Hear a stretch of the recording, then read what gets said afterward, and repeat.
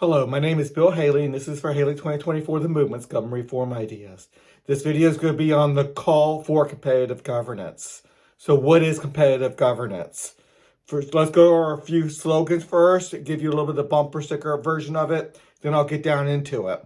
So, a call for competitive governance through Haley 2024, The Movement. That's the main issue for Haley 2024, The Movement. It goes a lot more into the free enterprise system, because competitive governance can govern in a different way. You pick your governance, your neighbor picks their governance.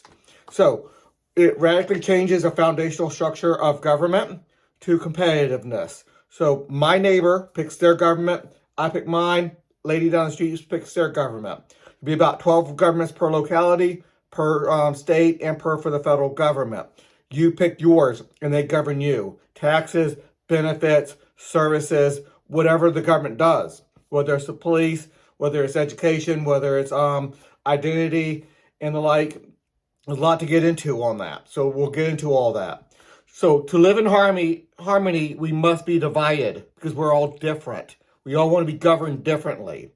To live in harmony in our let's talk about religion for a minute. To live in harmony with religion, we don't all get put into one church and be forced to support one church with our tithing. We go to our own church voluntarily. We tithe if we want to, and we learn the moral lessons from our church and the religious principles. We try to put it all together. That everybody tries to gain that power to control what the church teaches. So that means we're at loggerheads. We're at each other's throats. A lot what we're doing with this country right now. The need for governance does not necessitate monopolized governance. A couple things we're going to have monopolize across the board. I'm not going to say we're not. Probably less than 10% of our current government needs to be monopolized across the board. I deal with that. There will be an endless strife if everyone tries to force everyone else to live in the same way, just to be unified. No, you don't get unified if everybody's trying to force their beliefs on the monopolized version of what everybody has to do. The fact that Americans have 50 competitive sets of state regulations. So you can move to Florida, New York, California, Tennessee, Alaska. You can move to any one of those if you're an American citizen. So you're choosing what state regulations you want to live under. And that's significant. That's taxes, that's benefits, that's policies, that's education, that's police policies, prison policies, that's all those policies, but you're choosing that. But you have to move there. So competitive governance can work. But my thing is, you don't have to move. You have competitive governance within every city, within every locality, within every state, within America as a whole. The state-controlled monopoly religion always had corruption and conflict. So we used to go back 200 some years, we had a state-controlled religion. Many countries did this. The king was often the head of the church, and the head of the church was often the leader of the political movement. So we separated that, and we started living together a lot more peacefully, because the Catholics and the Jewish people from the Jewish faith and the Muslim faith and all those faiths, they did not have the strife because they were not trying to force each other to believe the way they wanted to believe. Now, they can go suggest and talk to them about how you should believe, but you cannot use the government power, monopolized power and the police power to force somebody to believe the way that you want them to believe and contribute and all that stuff. So when the state control of the religion finally ended, we had a lot more peace. Monopoly control over our lives does not create unity, only discontent and power struggles over that control.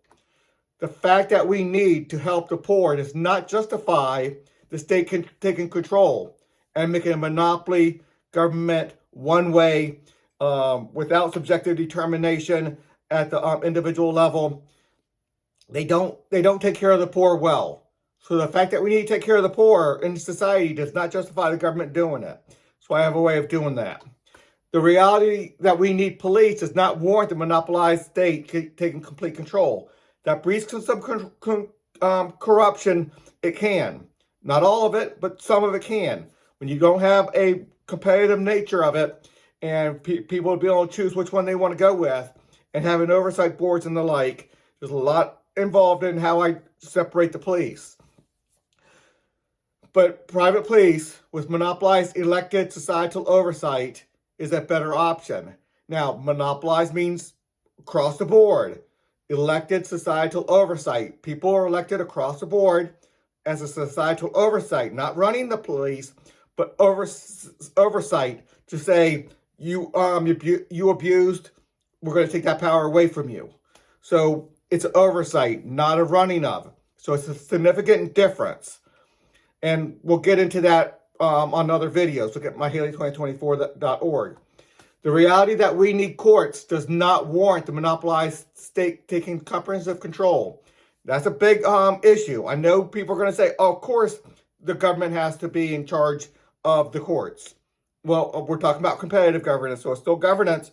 It's still they have to have civil liberties. They have to have good procedures, but they don't have to have monopolized state control. So yes, a lot of standards, a lot of high standards, but not you don't have to be monopolized. The reality that we need prisons does not warrant the monopolized state taking full control. There's going to be a lot of corruption and a lot of issues with state control or private control. Private or government does not take care of whether there's corruption and the like. Having competitive governance on private prisons with the right incentive structure can do a lot of good. It's an incentive structure that creates the good, because people will look at who's doing good, who's doing bad, and the individuals and citizens will have real power through rating agencies and the prison CRAs and the other things. If you don't know those terms, look at haley2024.org and the CRA structure. But the monopolized elected societal oversight can make sure the prisons run well. But the monopolized system we have now for prisons, that breeds corruption to a large degree. Sometimes they do a real good job, don't get me wrong. Other times they don't. But the competitive nature can make it a lot better. The fact that we need roads does not warrant the monopolized state taking comprehensive control. That's the easiest thing in the world to move to the private sector. People say, who builds the roads? Well, the private sector builds the roads 99% of the time with government money, yes, but we have a way of doing that. I have a good transition within my website. The argument that we need regulations does not merit the monopolization of regulations. This is huge. Maybe 10% needs to be across the board monopolized, because it's going to cause negative externalities, significant negative externalities. And there will be standards where the standards cannot go but so low. But you have to give the industries and the competitive regulatory agencies the liberty to do it in many different ways, all with high standards, so you're not creating negative externalities. But they have to be able to do that in different ways. And the rating system will allow people to know what their standards are and what their ratings are. The argument that we need the FDA, who looks over our food, looks over our drug production, pharmaceuticals and stuff, does not merit the monopolization of FDA. If the last 2 years, 2020 and 2021, showed us anything, is that we don't need a monopolized nature of what science says. That's huge over 2020 and 2021. Many people, whether you're conservative, liberal, Democrat, Republican, Libertarian, many people look at science differently. We need to have a competitive system within science so they can actually do a real debate and force people to answer the questions and not have any one person be, quote unquote, the science or the final authority on that. We need to have a rigorous debate within science and government and their leaders, and that's not happening with their current system. A competitive system can make that happen. The argument that we need financial regulations does not merit the monopolization of financial regulations. Boy, is that so true over the last couple of years as well. Going back to 2007, 2008, when we had the financial crisis, and leading up to that, the 10 years leading up to that really caused it. And what we're doing right now is really shows that to hold somebody accountable, you need to be able to go away from the U.S. dollar to another currency. So the U.S. dollar is the current monopolized system for America. If we have competitive currencies, and I have a full system on that, it's on my website. Look at that. It holds people accountable and does not allow them to go and do corruption, monetize the debt, and the like. The argument that we need healthcare regulations does not merit the monopolization of healthcare regulations. Boy, is that so true with what our current system is. In the last 2 years has shown that. In 2010, when we went to Obamacare, there was significant worry that you're going to have a monopolized system saying who can and who cannot have health insurance or health care and what health care they get. And 2020 and 2021 really showed that that concern was warranted. And there's a lot to do with that. But that goes more than just the regulations. It's a lot to do with regulations, but it's also to do with insurance and government welfare within the healthcare industry.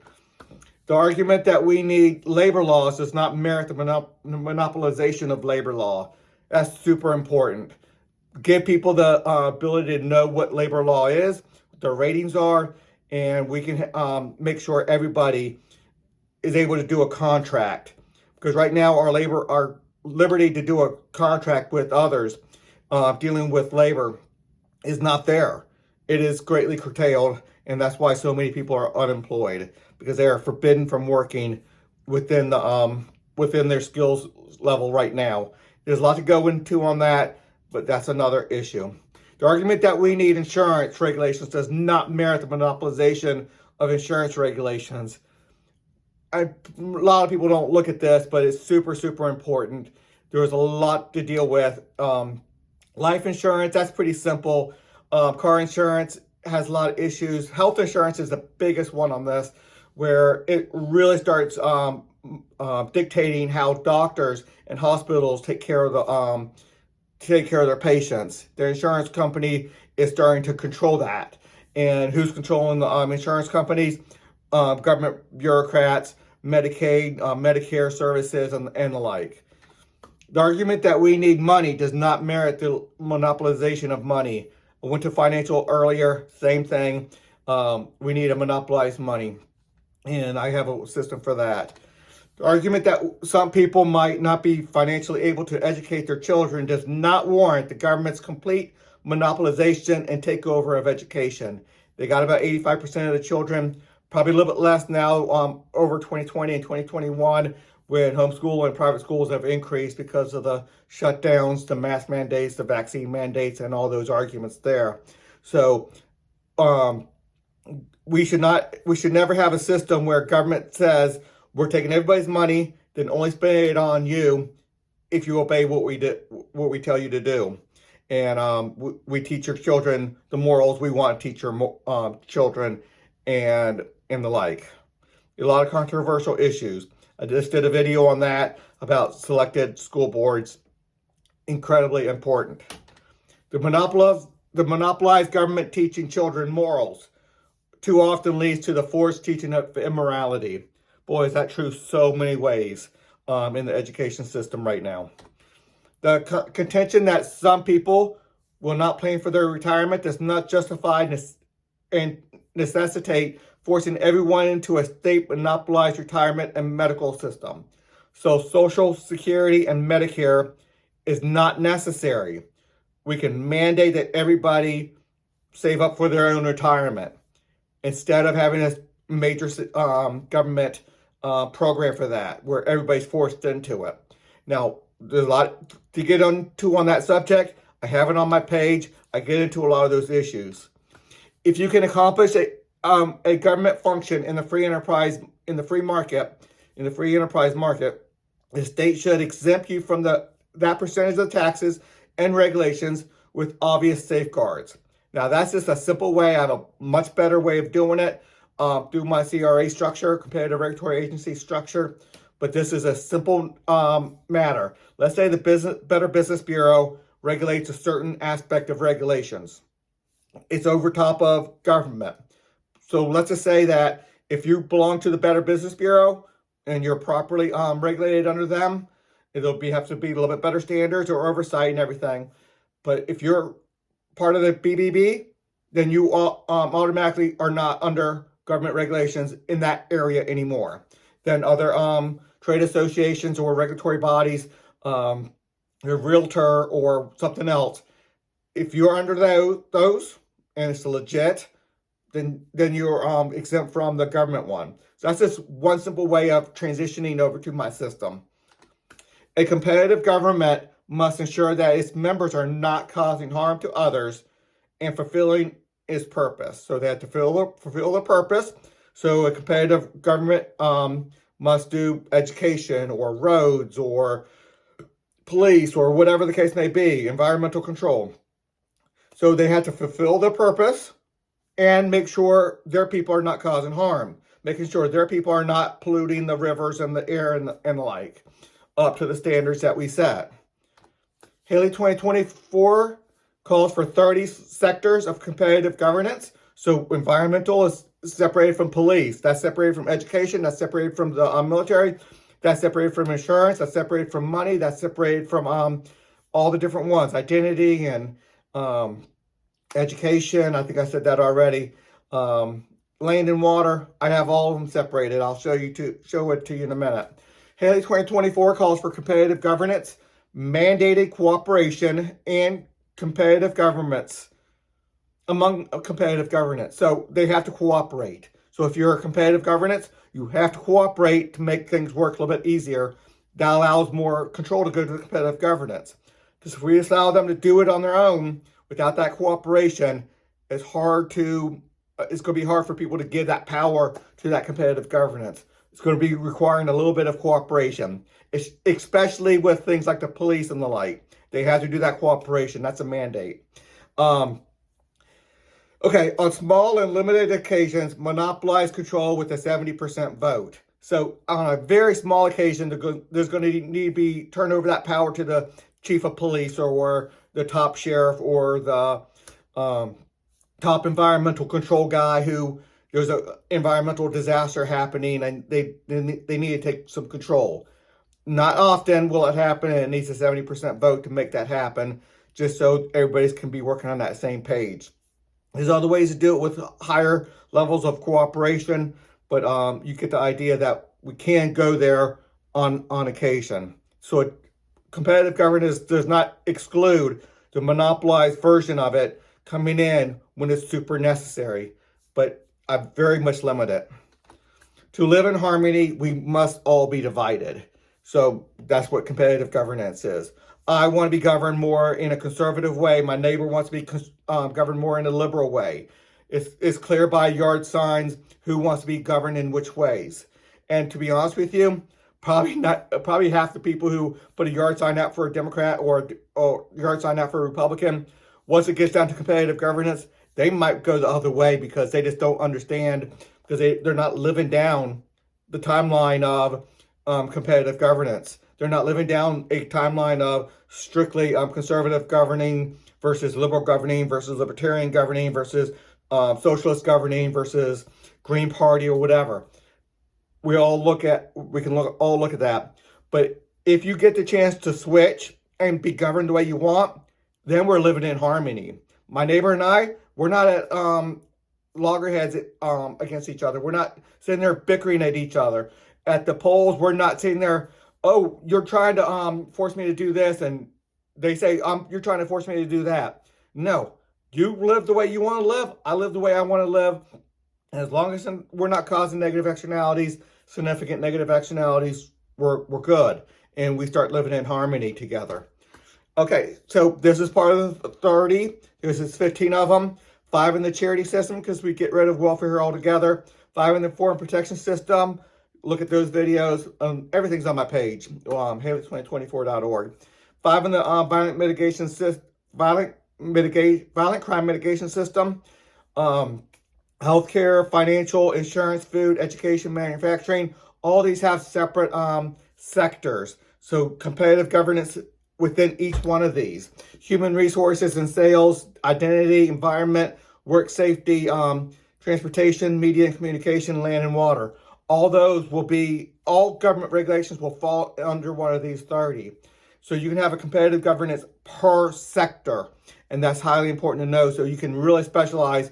I'm liberal in one aspect and conservative in another, very libertarian in another aspect of my life. So it's hard if you just have, let's say 12 groups that try to do everything, all of it, and you have to pick one group for all the different sectors. So you might want to think differently about, let's say, insurance versus healthcare versus education versus police. You can pick your competitive regulatory agency per sector. So you see a little bit of the structure. I'm not going to go over all that structure right now, but it has a structure. Here's part of that structure. Again, if you want to pause and read some of this, you can. But I have full videos on all these structures. I have the full page on there. If you want to stop and read, you got the sector boards, what they do. That's monopolized governance there. And again, that's very, very rare that would come into place. Only things where it really needs to, and only on small occasions. And they work through the CRAs anyway. So it's very important to understand all that. The parent sector board is part of the structure. It's, you're just going to have to read it. I'm not going to get into that right now. And the rating system. I haven't really gone over the rating system, but it's going to give us high quality information from a wide variety of perspectives. And then it will have rating floors where the rating floors will say you cannot regulate so leniently that your CRA is, your competitive regulatory agency, your competitive governance is not stopping negative externalities. They're not stopping that pollution from going in the water, or you're not educating your child, or your education CRA is not educating the child. They need to do better. They have to get up to a certain standard, because our society mandates that people get educated. And that's a good thing, but how they get educated is a dramatically different thing. That they get educated, yes. How they get educated, up to parents and the CRA that they choose, education CRA that they choose. The rating system, again, here's part of it. You have rating agencies. The rating system is monopolized, and that's going to stop negative externalities. The rating system as a whole, it's going to root out fraud, abuse, and the like. So we have a full system on that. Here, again, here's your 30 sectors there, and a lot more to consider. Look at my website. So 23 minutes on the call for competitive governance. And until the next video.